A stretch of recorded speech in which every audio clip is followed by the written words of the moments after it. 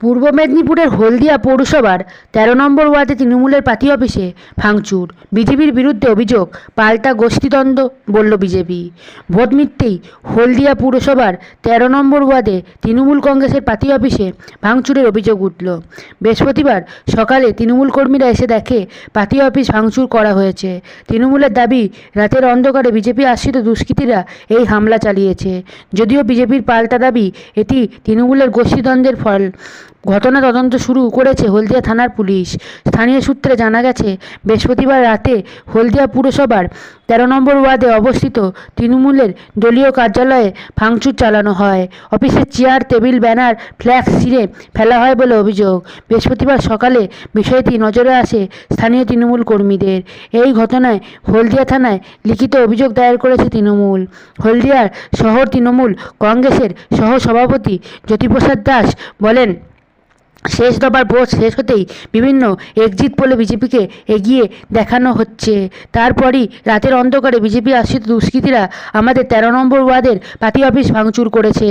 আমরা হলদিয়া থানায় অভিযোগ দায়ের করেছি, পুলিশ তদন্ত করুক। অভিযোগ পেয়ে হলদিয়া থানার ওসি ঘটনাস্থলে যান ও পার্টি অফিস পরিদর্শন করেন। পুলিশ সূত্রে জানা গেছে, অভিযোগের ভিত্তিতে তদন্ত শুরু হয়েছে। সমস্ত অভিযোগ অস্বীকার করেছে বিজেপি। হলদিয়া মণ্ডল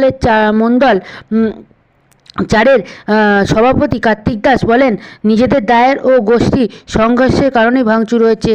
এর সঙ্গে বিজেপির কোনো ভূমিকা নেই। আপনারা দেখছেন বনশ্রী নিউজে। আমরা সকালে ধরুন আমরা অফিসে ছিলাম 10:30 11টা পর্যন্ত। যা বর্ষা আসার পরে আমরা চলে কারা করতে পারে? কারা তো আমরা দেখিনি, তবে আমাদের আনুমানিক যে বিজেপি এক্সিট পোলে এগিয়ে আছে, এইটা দেখে হয়তো বিজেপির কিছু দুষ্কৃতী এইসব করেছে।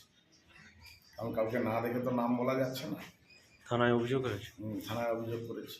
পুলিশ এসেছিল? পুলিশ এসেছিল, বড়বাবু এসেছিল এবং অফিসার এসেছিল, এসডিপিও সাহেব এসেছিলেন।